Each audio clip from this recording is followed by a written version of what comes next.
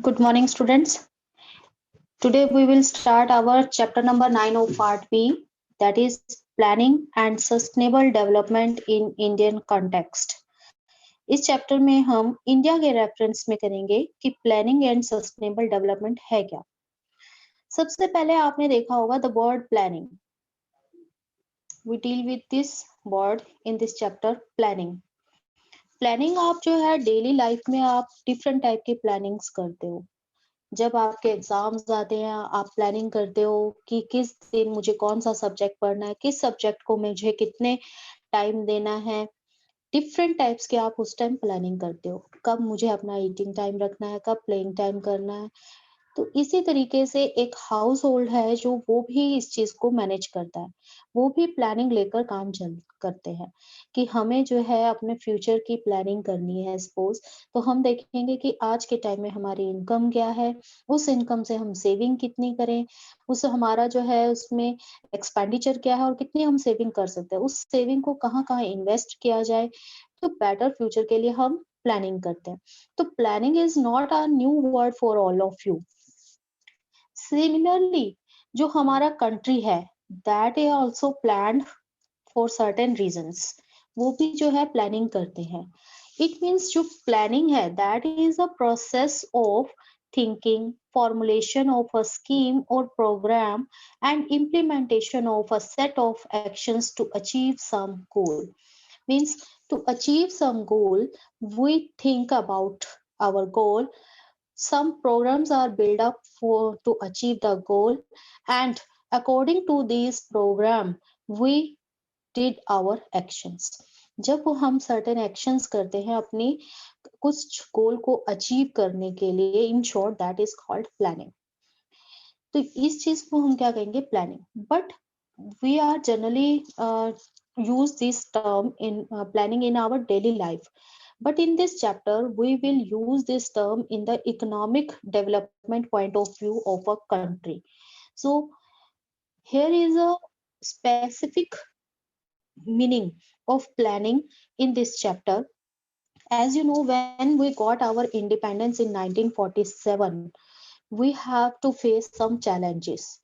So first challenge जो था हमारी कंट्री के सामने था that is self dependence on in food, food necessities. हमारे इस टाइम जो है कंट्री को बंगाल फेमाइन जो है फेस करना पड़ा। फूड स्कार्सिटी थी उस टाइम कंट्री में because Britishers exploit our resources so much that we are not able to grow food enough for our self consumption also. So the first challenge is before of us was that food, self sufficient in food items. So we started planning for that. 5-year plans are made up, and that task was under the Planning Commission of India, जिसमें president, prime minister और जो different ministers हैं that are also associated with this commission. अब ये इस तरीके के 5-year plan जो है हमारी कंट्री ने बनाए। जब हम फूड में आइटम्स में सेल्फ सफिशिएंट हो गए तो फिर हमारा नेक्स्ट स्टेप था हमारे सारे जो इंडस्ट्रीज हैं उनको डेवलप करना। तो जैसे जैसे डिमांड्स आई हमने उनके अकॉर्डिंग प्लानिंग करना शुरू किया। So that plannings are on the level of center, state and district levels. जो प्लानिंग कमीशन ने ये प्लानिंग्स की 5-year प्लान्स बनाए वो किसकी एसोसिएशन से बनाए, किसकी हेल्प से, centre, state and district levels पर ये प्लानिंग की गई। सो इन 1st January 2015 the planning commission was replaced by the NITI Aayog. अब उसे क्या कर दिया गया, 1st January 2015 को इसे नीति आयोग में कन्वर्ट कर दिया गया। So NITI Aayog has been set up with the objective of evolving the states in economic policy making for India for providing strategic and technical advice to the central and state governments. अब ये जो नीति आयोग है उसे किस लिए बनाया गया था कि जो हमारे स्टेट्स की जो भी इकोनॉमिक पॉलिसी है, जो भी स्ट्रेटेजी है, जो भी टेक्निकल एडवाइस है, ये अपने स्टेट्स जो है वो सेंट्रल और स्टेट गवर्नमेंट को दे सके। तो इसके लिए ये नीति आयोग के को फॉर्म किया गया। Now generally there are two approaches of planning. Main जो है प्लानिंग को हम दो तरीके से जो है इंडिया में प्लानिंग की गई, ये that is first is sectoral planning and the other is regional planning. Means we have two approaches in planning, sectoral planning and regional planning. अब इनके नेम से आपको जैसे पता लग रहा है, first is sectoral planning. Sectoral planning क्या है? When we make some programs or schemes for the development of special some sectors or one sector, that is called sectoral planning. We have divided the economy of any country into different sectors like primary sector, secondary sector, tertiary sectors, quaternary and quinary sectors. We already read about these sectors in our part A. सो ये जो sectors हैं, जब किसी एक particular sector को लेकर planning की जाती है, सपोज जैसे मैंने अभी आपको बताया कि इंडिपेंडेंस के बाद हमारी जो मेन एम्फेसिस था that is the food items, तो हमारा जो मेन एम था दैट इज एग्रीकल्चर, हमारे प्राइमरी सेक्टर को डेवलप करना. तो इट मीन्स जब हमने उस प्लानिंग में 5 ईयर प्लान्स बनाए स्पेशल फॉर द एग्रीकल्चर और irrigation. Irrigation is also included with the agriculture, because agriculture जब हमें डेवलप करना है तो हम मानसून पर डिपेंडेंट नहीं रह सकते.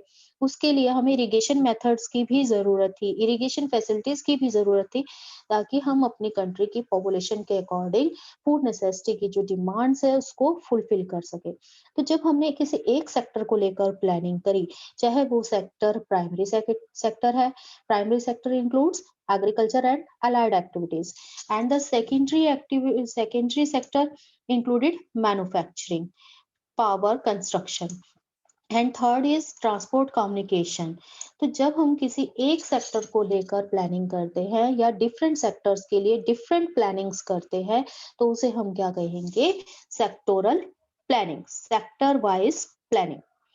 Clear? Now second approach is regional planning. Regional planning means कि जब हम किसी एक रीजन के बारे में प्लानिंग कर रहे हैं. अब आपने देखा होगा there is no uniformity between the economic development of any areas, कि दो एरियाज जो है उनमें हमें कोई यूनिफॉर्मिटी नहीं दिखाई देती. अब पंजाब हरियाणा जैसे एरियाज है वो इकोनॉमिकली डेवलप्ड एरिया है, while the Bihar is less developed area. तो इट मीन्स क्या है कि हमारी एक ही कंट्री में यहाँ पर जो है different areas faces different types of economic development, different level of economic development. तो जब डिफरेंट लेवल होंगे इकोनॉमिक डेवलपमेंट के, तो इट मीन्स कुछ जो है areas they will be more developed and some lag behind. तो कुछ एरियाज आगे होंगे यानी बहुत ज्यादा डेवलप होंगे like our Punjab Haryana Maharashtra, and some lag behind like Bihar और उत्तर प्रदेश झारखंड. ये सारे एरिया जो है वो भी आज भी जो है इकोनॉमिकली बैकवर्ड एरियाज में काउंट किए जाते हैं. सो जब इस अनइवन पैटर्न को जो हमारा अनइवन पैटर्न फॉलो हो रहा है हमारे कंट्री में, जब उसको हम एक यूनिफॉर्मिटी लाने के लिए कुछ प्लानिंग करते हैं, तो उसे हम क्या कहेंगे? Regional planning. तो इट मीन्स कि जो हमारे कंट्री के अंदर विद इन अ कंट्री हम जो रीजनल इम्बैलेंसेस देख रहे हैं, जब उसको बैलेंस करने के लिए इकोनॉमिकली अंडर डेवलप्ड एरिया को डेवलप करने के लिए जब हम प्लानिंग करते हैं, that is called regional planning. यानी पर्टिकुलर एक रीजन को जो है हमने डेवलप करने के लिए प्लानिंग की. अब ये रीजन जो है वो कोई एक स्टेट भी हो सकता है, स्टेट का कोई एक छोटा एरिया भी हो सकता है.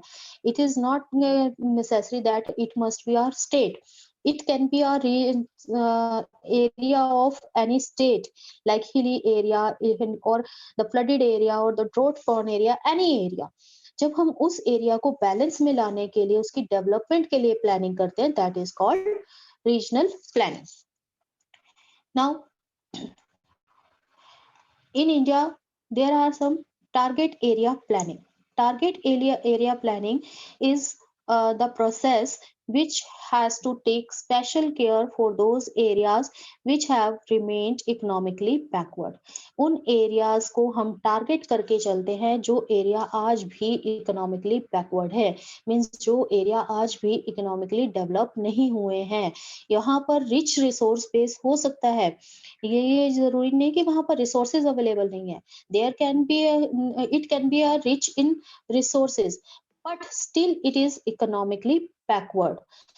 So when we make the special arrangements or special schemes or programs for that area, कि हम उस एरिया को एक टारगेट बनाकर चलते हैं, डेवलप करना है, डेवलप की कैटेगरी में लेकर आना है, that is called target area planning. अब टारगेट एरिया प्लानिंग यहाँ जब भी हम करते हैं तो उसके लिए हमें क्या चाहिए, that requires technology as well as investment besides resources. Resources हैं, जैसे हिली एरिया है, वहां पर रिसोर्सेज बहुत ह्यूज क्वांटिटी में है, वेजिटेशन भी है, मिनरल्स भी हैं, resources we have, every type of resources are available in the hilly areas, but still they are economically backward. तो वहां पर इसका मेन रीजन क्या है कि उन रिसोर्सेज को एक्सट्रैक्ट करने के लिए टेक्नोलॉजी जो चाहिए वो वहां पर नहीं है। तो इट मींस जब हमें किसी एरिया को इकोनॉमिकली डेवलप करना है तो उसके साथ साथ रिसोर्सेज के साथ साथ वहां पर टेक्नोलॉजी का होना भी जरूरी है। अब ये माना गया है कि जितनी भी हमने रिसर्च की उससे देखा कि regional imbalances economic development were getting accentuated. In order to arrest the accentuation of regional and social disparities, the Planning Commission introduced the target area and target group approaches. अब हमने देखा कि कुछ एरिया जो है इकोनॉमिकली बैकवर्ड है, imbalance हमें देखने को मिलता है रीजनल लेवल पर। तो इस रीजनल लेवल पर इम्बैलेंसेस को रिमूव करने के लिए और लोगों के अंदर जो सोशल डिस्पैरिटीज है कि कोई एरिया जो है बहुत ही रिच है और कोई एरिया जो है इकोनॉमिकली बहुत पुअर है, तो ये सोशल जो डिस्पैरिटीज है इनको रिमूव करने के लिए प्लानिंग कमीशन ऑफ इंडिया ने क्या किया है, दो अप्रोचेस अडॉप्ट की। First is target area and second is target group approaches.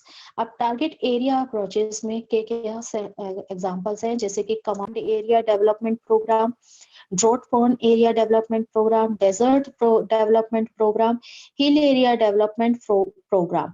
तो ये सारे आप प्रोग्राम देखते हो, ये किससे रिलेटेड हैं, ये सारे जो है वो किससे रिलेटेड है, एक रीजन से रिलेटेड है।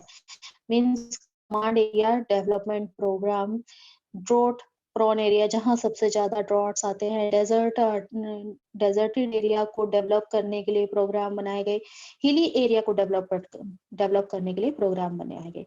सो these are related to the target area. Now the target group, here are some example of target group. target group means special community जो है, एक special जो group है उसको develop करने के लिए भी क्या किए गए, प्रोग्राम बनाए गए। जैसे कि रिच फार्मर्स है, उनके पास जो है लैंड अबंडेंट क्वांटिटी में है, they are becoming richer and richer, while the small farmers and the marginal farmers are facing more and more difficulties. So to maintain the balance between the rich and small and marginal farmers, there are certain development programs also, like the Small Farmers Development Agency SFDA and the Marginal Farmers Development Agency MFDA. तो ये particular यानी small farmer group और marginal farmer groups के development के लिए ये programming की गई। तो इसे हम क्या कहेंगे, इसे हम कहेंगे target group approaches of target area programme. In the 8th 5-year plan, special area programs were designed to develop infrastructure in hilly areas, northeastern states, and tribal areas and backward areas. 8th year 5-year plan में, क्योंकि जैसा भी मैंने कहा कि सबसे पहले हमारी प्रायोरिटी थी फूड आइटम्स में सेल्फ सफिशिएंट होना, फिर अपने इंडस्ट्रियल सेक्टर को हमने ग्रो फिर हमने अपना इंफ्रास्ट्रक्चर ग्रो करना शुरू किया। लेकिन कोई भी कंट्री तब तक एक डेवलप्ड कंट्री नहीं कहलाती जब तक उसका हर एक एरिया, हर एक रीजन डेवलप ना हो।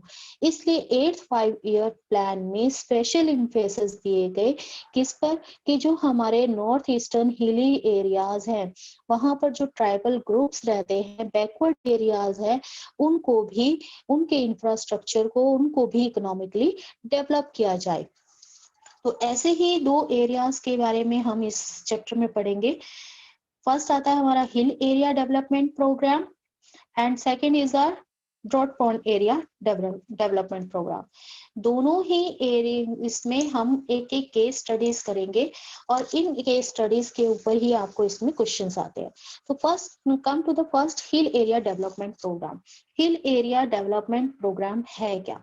Hill Area Development Program were initiated during the 5th year plan, covering 15 districts comprising all the hilly districts of Uttar Pradesh, Maikar Hill and North Chachar Hills of Assam, Darjeeling district of West Bengal and Nilgiri district of Tamil Nadu. तो इन areas के जितने भी हिली regions हैं, means Uttarakhand के जो हिली districts हैं, माइका हिल्स और नॉर्थ चाचार हिल्स है असम की, दार्जिलिंग का एरिया है वेस्ट बंगाल का, तमिलनाडु का नीलगिरी डिस्ट्रिक्ट है, ये सभी हिली रीजन में आते हैं और ये बहुत ही अंडर डेवलप्ड एरियाज हैं। तो 5th ईयर 5 ईयर प्लान्स में जो है इन एरियाज के 15 डिस्ट्रिक्ट्स को हिल एरिया डेवलपमेंट प्रोग्राम के अंडर लाया गया। मींस इन एरिया को डेवलप करने के लिए प्लानिंग की गई। So the National Committee on the Development of Backward Area in 1981 recommended that all the hills area in the country having height above 600 meter and not covered under tribal sub-plan be treated as backward hill areas. अब इसमें भी जो है उन्होंने क्या रखा गया कि जो भी एरियाज, हिली एरियाज 600 मीटर से ज्यादा की हाइट रखते हैं और जिसको आज तक अभी तक ट्राइबल सब प्लान में नहीं रूप में अभी तक टारगेट नहीं किया गया है, वो सारे जो है वो किसके अंडर आएंगे? हिल एरिया डेवलपमेंट प्रोग्राम के अंदर आएंगे। तो ये जो डिसीजन है नेशनल कमेटी ने 1 में लिया। So the detailed plans for the development of hill areas were drawn keeping in view their topographical, ecological, economic, social and economic conditions. अब प्लानिंग कैसे की जाएगी? हमने हिल एरियाज जो हैं वो डिसाइडेड कर लिए कि किन किन एरियाज को हमने क्या करना है, डेवलप की कैटेगरी में लाना है, यानी उनके इंफ्रास्ट्रक्चर को डेवलप करना है, उन्हें इकोनॉमिकली डेवलप करना है। तो इसके लिए सबसे पहले हमें क्या देखना होगा कि वहाँ की टोपोग्राफी कैसी है। जैसे कि आप जानते हो कि hilly areas are totally rugged terrain area, उबड़ खाबड़ एरिया है, रॉकी एरिया है। तो टोपोग्राफिकल स्ट्रक्चर हमें देखना होगा, कहाँ से हमें रोड्स निकालनी है, कहाँ पर हमें जो है ट्रांसपोर्टेशन सिस्टम डेवलप कर सकते हैं। तो ये सारी चीजें जो है वो किस पर डिपेंड करेंगे? The topography of that area. Ecological balance maintain करना बहुत जरूरी है। तो वहां पर किस तरीके के प्लांट्स और एनिमल स्पीशीज मिलते हैं, किस तरीके का एनवायरनमेंट है, तो इस पर भी जो है डिपेंड करेगा कि वहाँ के रिसोर्सेज क्या है, इकोनॉमिक कंडीशंस क्या है, वहाँ के लोगों की सोशल लाइफ क्या है, किस तरीके के लोग जो है रहते हैं, क्या वो एजुकेटेड हैं, क्या वहाँ पर स्कूल्स हैं, क्या वो सोशल इंटरेक्शन करते हैं। तो ये सारी चीजें जो है पहले क्या की जाती है, उन सब एरियाज के बारे में जानकारी ली जाती है और उसके बाद जो है इन सब व्यूज को ध्यान में रखकर उनके लिए पूरी एक डिटेल्ड प्लानिंग की जाती है। जैसे आप हिली एरियाज में जाओगे, ट्राइबल ग्रुप्स रहते हैं, they are not interested to educate their children. So वहां पर उनको प्रमोट करना है एजुकेशन के लिए, they do not have the medical facilities, तो वहां पर मेडिकल फैसिलिटीज भी हमें डेवलप करनी होगी। तो वहाँ का सोशल और इकोनॉमिक कंडीशंस क्या है, इकोलॉजिकली वो कैसे हैं, वहाँ का एरिया कैसा है, इस चीज पर डिपेंड करेगा और इस चीज के अकॉर्डिंग जो है हम डिटेल प्लानिंग करते हैं। So these programs aimed at harnessing the indigenous resources of the hill areas through development of horticulture plantation, agriculture, animal husbandry, poultry, forestry and small scale and village industry. अब ये जो areas है इनमें development कैसे की जाएगी? इनमें development की जाती है वहां पर फलों की, सब्जियों की, फ्लावर्स की खेती करके, एग्रीकल्चर करके, प्लांटेशन एग्रीकल्चर करके, कॉफी और tea as per their climatic conditions agriculture की जाती है, एनिमल हस्बेंड्री यानी कि जो पोल्ट्री फार्म्स हैं वो खोले जाते हैं, एनिमल रियरिंग का काम किया जाता है, फॉरेस्ट्री जिसमें लंपिंग, गैदरिंग और लार्ज स्केल पर ये काम किए जाते हैं। छोटी-छोटी वहाँ पर स्मॉल स्केल इंडस्ट्रीज लगाई जा सकती है, विलेज इंडस्ट्री लगाई जाती है। तो इस तरीके का इंफ्रास्ट्रक्चर वहाँ पर बनाकर इन हिली एरियाज को क्या किया जाता है? डेवलप करने के लिए स्टेप्स लिए जाते हैं। That is called hilly area Hill Area Development Program. Now the second one is drought prone area program. Drought prone area program means जहाँ पर frequently droughts आते हैं, means the area which have the less rainfall amount. So this program was initiated during the fourth five-year plan with the objectives of providing employment to the people in drought-prone areas and creating productivity assets. Means कि इन areas में जहाँ पर droughts आएंगे तो it means वहाँ पर क्या है, agriculture में भी लोग engage नहीं हो सकते और रेनफॉल जो है वो लेस अमाउंट में है, मॉइस्चर नहीं है, जो वहाँ का क्लाइमेट है वो सूटेबल नहीं होगा। मोर ओवर जो मेन हमारा ऑक्यूपेशन है एग्रीकल्चर, तो वो भी लोगों को जब प्रोवाइड नहीं होगा, ऐसे कंडीशन में लोग क्या करेंगे, अपने एरिया को छोड़कर दूसरी एरिया में जाना शुरू कर देंगे in the search of employment.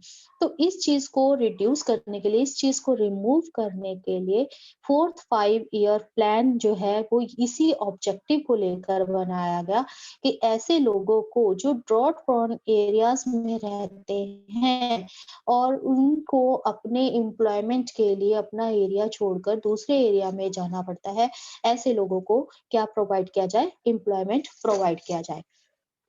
So initially this program laid emphasis on the construction of labor intensive civil works कि ऐसा इंफ्रास्ट्रक्चर वहां पर डेवलप करना शुरू किया गया जिनमें लोगों को कंस्ट्रक्शन वर्क में जो है एम्प्लॉयमेंट मिल सके।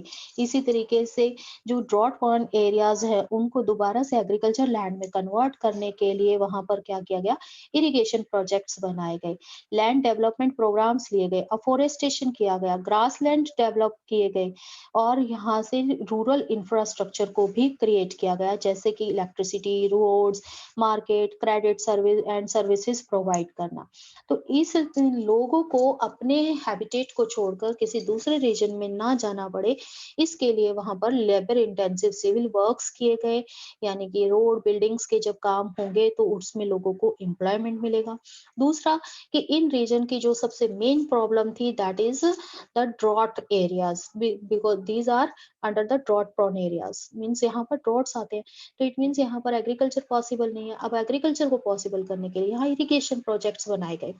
इसी तरह से यहाँ के लैंड डेवलपमेंट प्रोग्राम्स बनाए गए। जो लैंड है वो क्या होती जा रही है, डिग्रेड होती जा रही है, तो इस लैंड को कैसे जो है अंडर द कल्टीवेशन लाया जाए और ड्रॉट्स को रोकने के लिए फॉरेस्टेशन वहां पर किया गया। धीरे धीरे वहां पर उस एरिया को ग्रास लैंड में कन्वर्ट किया गया।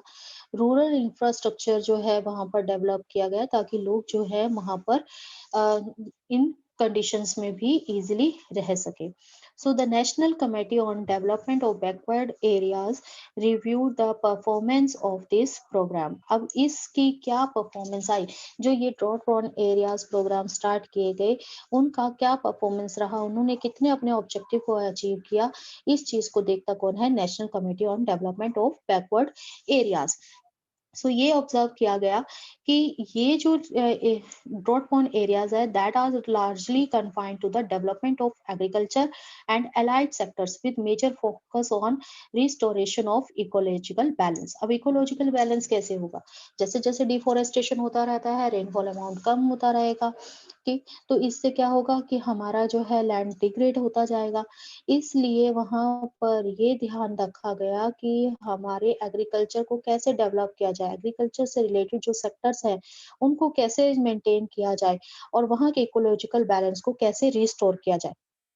that can be possible by the afforestation, irrigation programs, and grasslands and the land reforms, and by the land reforms.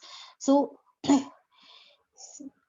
since growing population pressure is forcing the society to utilize the marginal lands for agriculture and thereby causing ecological degradation, there is a need to create alternative employment opportunities in the drought prone areas. अब ऐसे areas में जो drought prone areas के under आते हैं, उनमें बहुत ही कम land होता है जो एग्रीकल्चर के लिए सुटेबल होता है।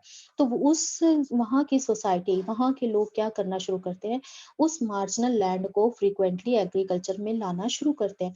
धीरे धीरे वो लैंड भी क्या हो जाएगी, डिग्रेड हो जाएगी। तो ये तो कोई एक अल्टरनेटिव नहीं हुआ ना। तो इट मीन्स वहाँ की इकोलॉजिकल डिग्रेडेशन को दूर करने के लिए वहाँ पर जो है अल्टरनेटिव एम्प्लॉयमेंट अपॉर्चुनिटीज जो है जनरेट की गई। जैसे अभी हमने कहा कि वहाँ पर इंफ्रास्ट्रक्चर बनाना शुरू किया गया, वहाँ पर सिविल वर्क्स प्रोजेक्ट लगाए गए ताकि लोगों को कंस्ट्रक्शन वर्क में जो है एम्प्लॉयमेंट मिल सके। और जो मार्जिनल और स्मॉल फार्मर्स हैं उनको भी ड्यूरिंग द ड्रॉट टाइम उन्हें भी क्या मिल सके, वहां पर एम्प्लॉयमेंट मिल सके। इस तरीके के जो एरियाज है प्रोग्राम है, ड्रॉट प्रोन एरियाज प्रोग्राम है, that are also integrated with the watershed development approach at the micro level.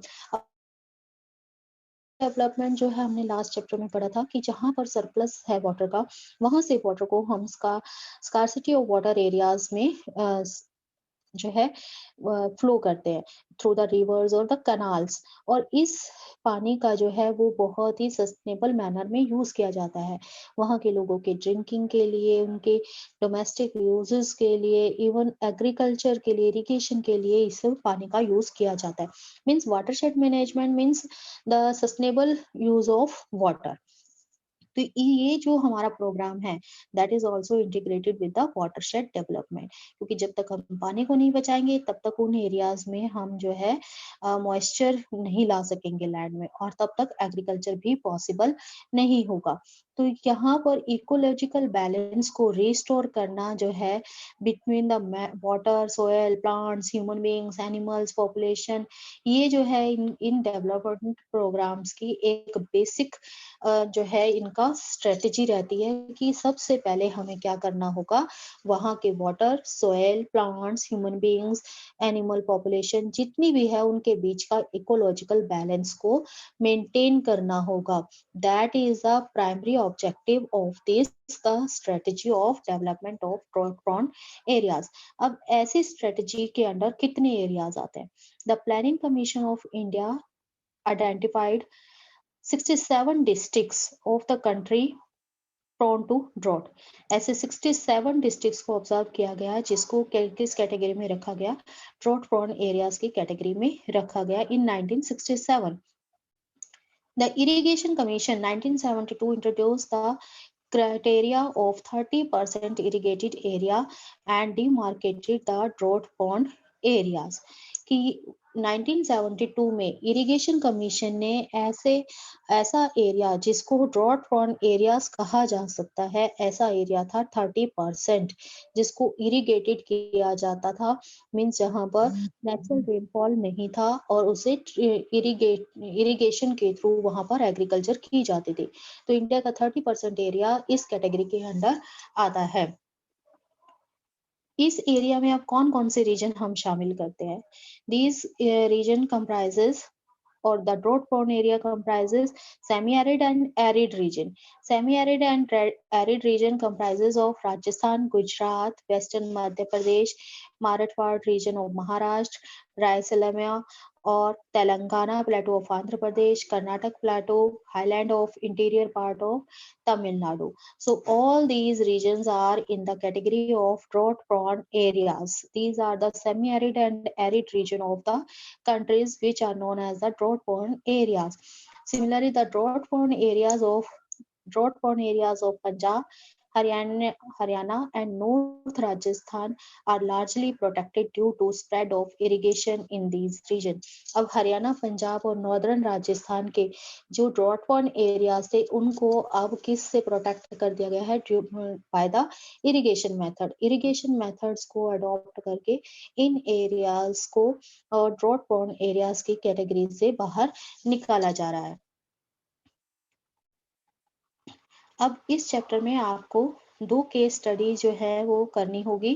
एक तो हिल एरिया जो डेवलपमेंट प्रोग्राम है उसके लिए हम एक रीजन में देखेंगे, जैसे कि बारमोर रीजन।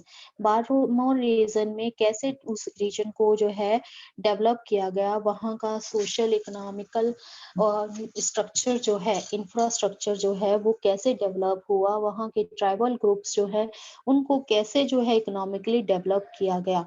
ये जो रीजन है वो हम सारा बारमोर रीजन के थ्रू देखेंगे कि किस तरीके से हिल एरिया डेवलपमेंट प्रोग्राम जो है वर्क करता है।